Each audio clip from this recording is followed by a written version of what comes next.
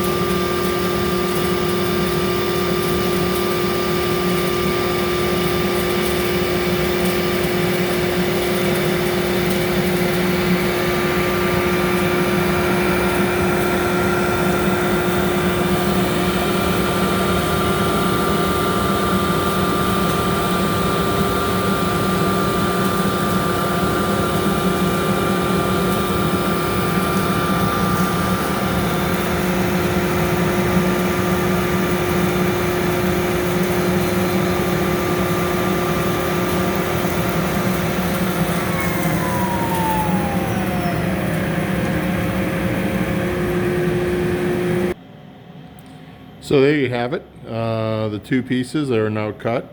Earlier we cut a set of winglets that go with this pattern as well. Now we just need to clean them up and pack them and get them shipped off to our customer.